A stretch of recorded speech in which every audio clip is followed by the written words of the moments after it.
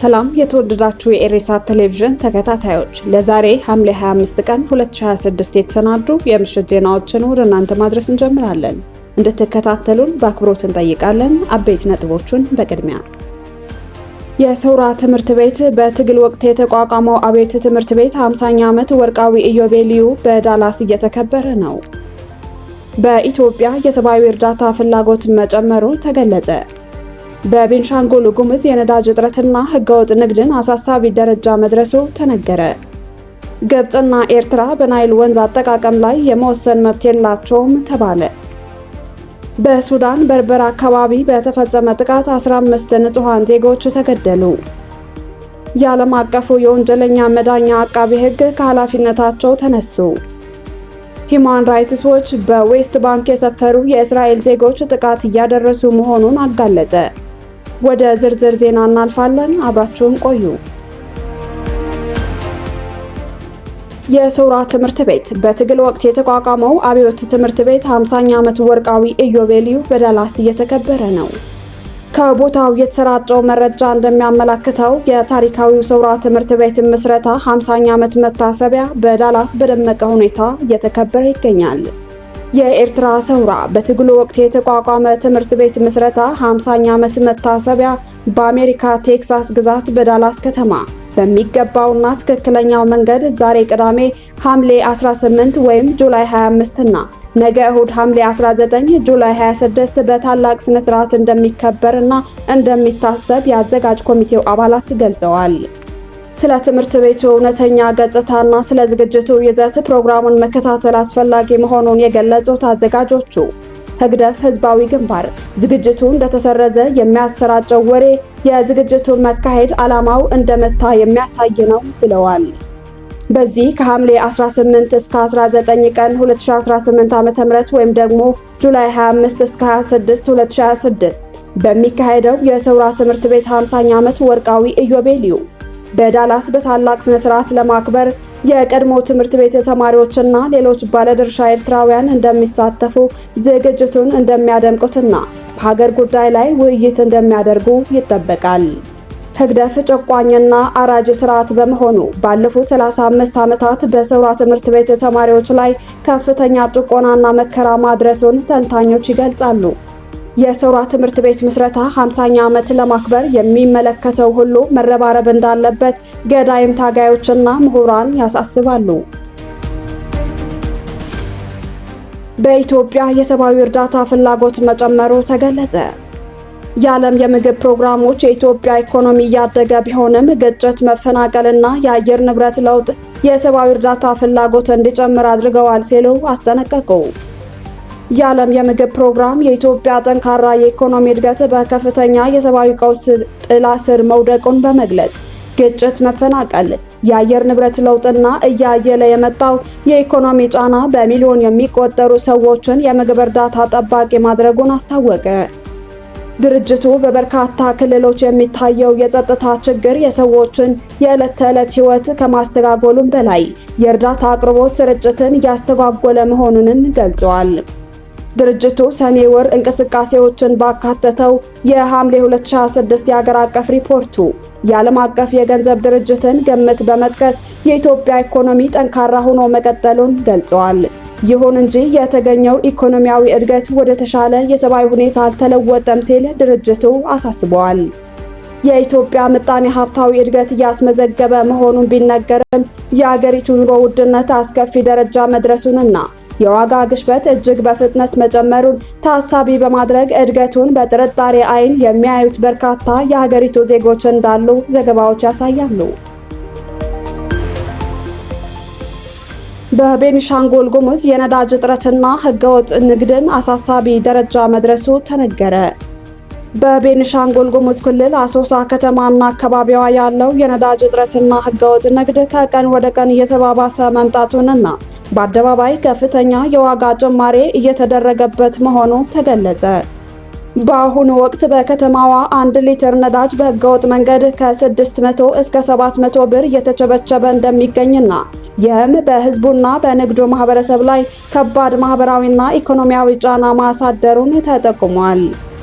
በተለይም በክልሉ በወርቅና በሌሎች የማዕድን አምራችነት ዘርፎች የተሰማሩ አካላት በነዳጅ እጥረትና በዋጋው ንረት ሳቢያ ስራቸውን ለማስቀጠል መቸገራቸውን ገልጸዋል። አምራቾቹ ሀብቶቻቸውንና ጉልበቶቻቸውን ፈሰው ለአገሪቱ ኢኮኖሚ የራሳቸውን አስተዋጽኦ እያበረከቱ ቢቆይም አሁን ባለው የነዳጅ ኮንትሮባንድና ዋጋ ንረት ምክንያት ከስራ ውጭ ለመሆን መገደዳቸውን ለዘሀበሻ ምሬታቸውን ገልጸዋል።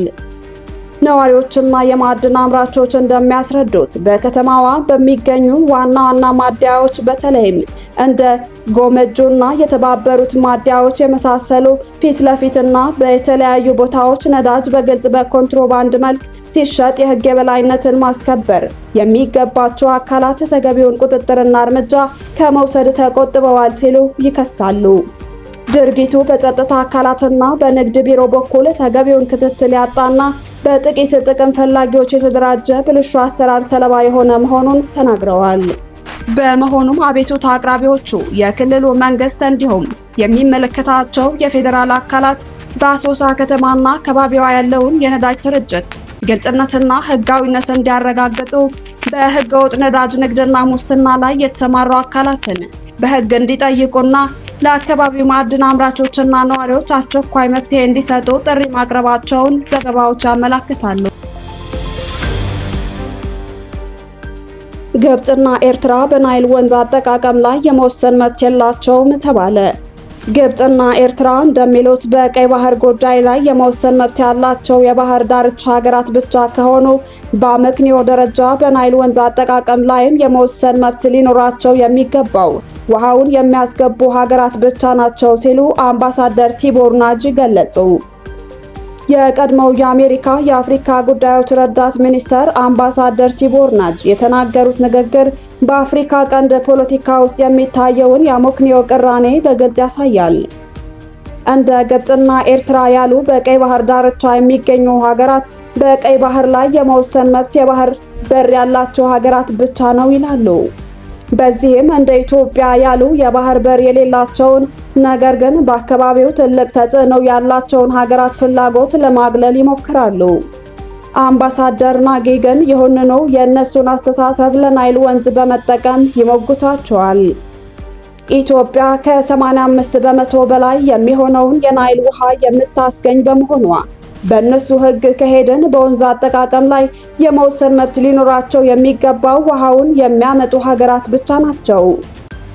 አምባሳደር ናጊ ይህንን በማነጻጸር በቀይ ባህር ላይ የኛ ብቻ ነው የሚል መብት እየጠየቁ፣ በሌላ በኩል ደግሞ በናይል ወንዝና በታላቁ የኢትዮጵያ ህዳሴ ግድብ ላይ ጣልቃ ለመግባት መሞከር የሚያስተዛዝብ መሆኑን ይናገራሉ። ይህ አስተያየት በአካባቢው ግትር ከሆነ ዲፕሎማሲ ወጥቶ በጋራ ትብብር መስራት እንዳለበት ያሳያል። በሰሜን ምስራቅ አፍሪካ ያለው የኢኮኖሚና የደህንነት ሁኔታ እርስ በርሱ የተሳሰረ ነው።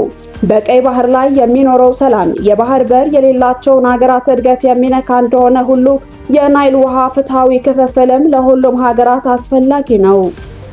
አምባሳደር ናጂ እንደሚያሳዩት በዲፕሎማሲ ውስጥ የሚደረገው አድላዊ አመክንዮ ችግሩን የበለጠ ያወሳስበዋል። ስለሆነም መፍትሄው እርስ በርስ በመደጋገፍ በጋራ መስራት ብቻ ነው ሲሉ አሳስበዋል። በሱዳን በርበር አካባቢ በተፈጸመ ጥቃት 15 ንጹሃን ዜጎች ተገደሉ።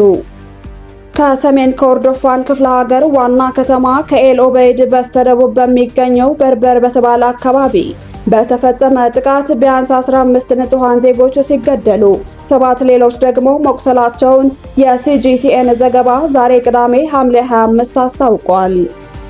የክፍለ ሀገሩ መንግስት ጥቃቱ በሐምሌ 24 በፈጣን ድጋፍ ኃይሎች የተፈጸመ መሆኑን በመግለጽ ድርጊቱን በጽኑ ኮንኖታል። የዓለም አቀፍ የወንጀለኞች መዳኛ አቃቢ ሕግ ከኃላፊነታቸው ተነሱ። የዓለም አቀፉ የወንጀለኛ መዳኛ ፍርድ ቤት ICC አቃቢ ሕግ ካሪም ካሃን በቀረበባቸው የጾታዊ ትንኮሳ ክሶች ምክንያት ከኃላፊነታቸው መነሳታቸው ዛሬ የወጡ ዘገባዎች አመላክተዋል።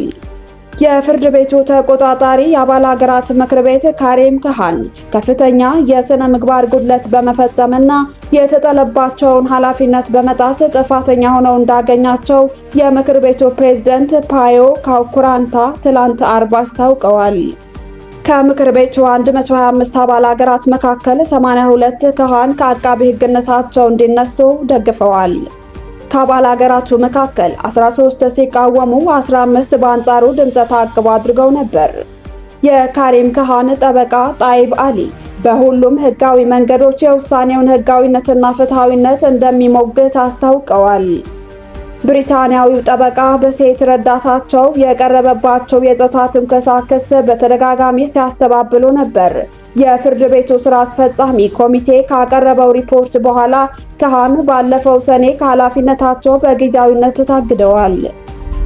የ56 ዓመቱ ካሃን የዓለም አቀፉ የወንጀል መዳኛ ፍርድ ቤት አቃቤ ሕግ ሆነው በሰሩባቸው ያለፉት 5 ገደማ ዓመታት በምሯቸው ከፍተኛ ትኩረት የሳቡ የክስ ጉዳዮች ምክንያት ጠንካራ ፖለቲካዊ ጫና ገጥሟቸዋል። ከ2 ዓመታት በፊት በጋዛ ጦርነት ምክንያት የእስራኤል ጠቅላይ ሚኒስትር ቤንያሚን ኔታንያሁና የቀድሞው የሀገሪቱ የመከላከያ ሚኒስትር ዮቭ ጋላንት ላይ የእስር ማዘዣ እንዲወጣባቸው አመልክተው ተሳክቶላቸዋል። ዓለም አቀፉ የወንጀል መዳኛ ፍርድ ቤት በቁልፍ የሐማስ አመራሮች ላይ ተመሳሳይ የእስር ማዘዣ አውጥቶ ነበር። የእስር ማዘዣ የወጣባቸው የሐማስ አመራሮች ተገድለዋል። በጠቅላይ ሚኒስትር ቤንያሚን ኔታንያሁ እና በዮቭ ጋላንት ላይ በወጣው የእስር ማዘዣ ምክንያት ካሃንና በርካታ የዓለም አቀፍ የጦር መዳኛ ፍርድ ቤት ዳኞች የአሜሪካ ማዕቀብ ተጥሎባቸዋል። አሜሪካ ካሃን ከአቃቢ ሕግነታቸው መነሳታቸው አድንቃለች። መባረራቸው ጥሩ ነው ያሉት የአሜሪካ ውጭ ጉዳይ ሚኒስቴር ቃል አቀባይ ቶሚ ፒጌት፣ ይሁንና ካሃን ሊታረም የማይችል ሙሰኛ ተቋም ውስጥ የነበሩ አንድ ግለሰብ በመሆናቸው እርምጃው በቂ እንዳልሆነ ጠቁመዋል። አሜሪካና እስራኤል መቀመጫውን በኔዘርላንድስ ዘሄግ ከተማ ያደረገው ዓለም አቀፍ የወንጀል መዳኛ ፍርድ ቤት ያቋቋመውን ዓለም አቀፍ ስምምነት አላጸደቁም። ስምምነቱን ካጸደቁ ሀገራት አንዷ የሆነችው ቬኔዙዌላ ከፍርድ ቤት ጥላ ለመውጣት ወስናለች። ፍርድ ቤቱ የዘር ማጥፋት፣ በሰብአዊነት ላይ የሚፈጸሙ ወንጀሎችና የጦር ወንጀሎችን የመመርመር ስልጣን የሚሰጠውን የሮም ስምምነት በአጠቃላይ 125 ሀገራት አጽድቀዋል። በስምምነቱ መሰረት ፍርድ ቤቱ የአንድን ሀገር ፖለቲካ ለመቆጣጠር ወይም የአንድ ሀገር ፖለቲካዊ ወይም ወታደራዊ እርምጃ ለመምራት በአስከፊነቱ በመጠኑ የተባበሩት መንግስታት ቻርተር የሚጥስ ጥቃት የማቀድ፣ የማዘጋጀት፣ የማነሳሳትና የማስፈጸም ወንጀል ከመመርመር ስልጣን እንዳለው ይታወቃል። ሂማን ራይትስ ዎች በዌስት ባንክ የሰፈሩ የእስራኤል ዜጎች ጥቃት እያደረሱ መሆኑን አጋለጠ። የሰብአዊ መብቶች ተሟጋቹ ሂማን ራይትስ ዎች በዌስት ባንክ አካባቢዎች የሰፈሩ የእስራኤል ዜጎች የሚያደርሱት ጥቃት እየጨመረ በመምጣቱ ተጨማሪ ጥፋት ሊያስከትል እንደሚችል አስጠነቀቁ። ድርጅቱ ሐምሌ 10 ቀን ጁላይ 17 ባወጣው መግለጫ ናቡሉስ አቅራቢያ በሚገኘው ታል በተባለው የፍልስጤም መንደር በተፈጸሙ 2 ጥቃቶች የ74 ፍልስጤማውያንና የ2 እስራኤላውያን ሕይወት ማለፉን ገልጸዋል። የመብት ተሟጋች ቡድኑ እንዳስታወቀው በቅርቡ የተፈጸመው ጥቃት በዚያ አካባቢ የነበሩ ታጣቂ እስራኤላውያን በፍልስጤም ዜጎች ላይ ጥቃት ያደረሱበት፣ የእስራኤል ሰራዊት ደግሞ በዚህ ጥቃት የተሳተፈበት ወይም በመካከላቸው ከመግባት የተቆጠበበትን ሁኔታ የሚያመላክት ነው። ለጥቃቱ ኃላፊነት ያለባቸው ሰዎች ብዙ ጊዜ ከእስራኤል መንግስት የህግ፣ የገንዘብና የማቴሪያል ድጋፍ እንደሚያገኙ ድርጅቱ አክለው ገልጿል። በዌስት ባንክ ከሐምሌ 5 እስከ 10 ወይም ከጁላይ 12 እስከ 17 የተገደሉ ፍልስጤማውያን ቁጥር 10 መድረሱም ይገልጻል። ድርጅቱ የተባበሩት መንግስታት የሰብአዊ ጉዳዮች መረጃን በመጥቀስ በ2026 እስከ ሐምሌ 5 ወይም ጁላይ 12 ባለው ጊዜ ውስጥ በዌስት ባንክ 68 ፍልስጤማውያን የተገደሉ ሲሆን ከነዚህ ውስጥ ቢያንስ 13ቱ በዚያ አካባቢ በሰፈሩ ሰዎች የተገደሉ ናቸው። በስልጣን ላይ ያለው የእስራኤል መንግስት እንደ አውሮፓውያን አቆጣጠር በጥቅምት 2022 ስልጣን ከተቆጣጠረ ጀምሮ የእስራኤል ዜጎች ጥቃት መጨመሩ ይጠቅሳል። በተለይ በ2026 መጋቢትና ኤፕሪል መጋቢትና ሚያዝያ ወራት ከፍተኛ መጠን ተመዝግቦ ይገኛል። ድርጅቱ የመሬት ወረራና አስተዳደር፣ ሰፊ ንብረት መውረስና የዘር ማጽዳት ሂደት አስቀድሞ በሰፋሪዎች የሚፈጸሙ ጥቃቶች አካል እንደሆኑ ማስጠንቀቂያ መስጠቱ ይታወሳል። ውድ የኢሬሳ ቴሌቪዥን ተከታታዮች ለዛሬ ምሽት የተሰናዱ ዜናዎቻችን አበቃን። ቀጣይ እስከምንገናኝ መልካሙን ተመኘን። ሰላም።